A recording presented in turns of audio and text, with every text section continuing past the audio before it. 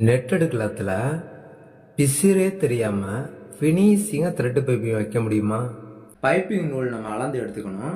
இப்போ இந்த நூல் எடுத்து கரெக்டாக பார்த்தீங்கன்னா மேலேருந்து இப்படி வச்சு அந்த பெண்ட்லேயும் அப்படி வளைச்சி அப்படியே எடுத்து ஒரு 6 இன்ச்சு எக்ஸ்ட்ரா விட்டு எடுத்துக்கோங்க.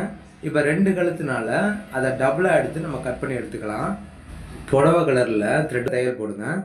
பாருங்கள், க்ளோஸ்அப்பில் காட்டுறேன். 6 இன்ச்சு மடிச்சாப்பில் அப்படியே ஸ்ட்ரெயிட்டாக அப்படியே தையல் போட்டே வாங்க. அப்பாச்சு இந்த பாருங்கள், இந்த மாதிரி நீளமாக வந்துருச்சா? இப்போ வைக்கிற மாதிரி வைங்க. இப்போ பைப்பி நம்ம வச்சுருக்கிறது உள்ளே போகிற மாதிரி வைக்கணும், சரிங்களா?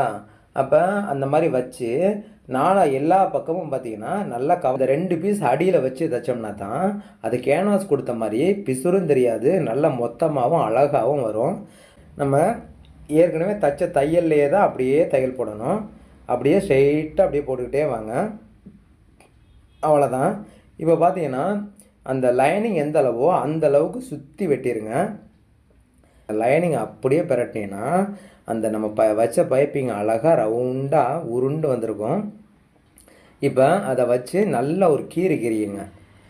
அப்படியே சுற்றி நல்லா கீறிடுங்க. அழுத்தி கீறிட்டு இப்போ என்ன பண்ணணுன்னா அந்த பைப்பிங்கை ஒட்டி தையல் போட போகிறோம். பாருங்கள் எப்படி நான் தையல் போடுறேன்னா அதே மாதிரி ஸ்ட்ரெயிட்டாக தையல் போட்டுக்கிட்டே வாங்க. இந்த பெண்ட்லாம் வந்து இழுத்துறாமல் அதை அப்படியே வளைச்சாப்பில் அப்படி தையல் நீட்டாக போட்டுருங்க. ஆச்சு பாருங்கள் எவ்வளோ அழகாக வந்திருக்குன்னு. நான் எடுத்து கூட காட்டுறேன் பாருங்கள். ஒரு சின்ன பிசுறு கூட தெரியாது, ரொம்ப அழகாக சன்னமாக இருக்கும். இதே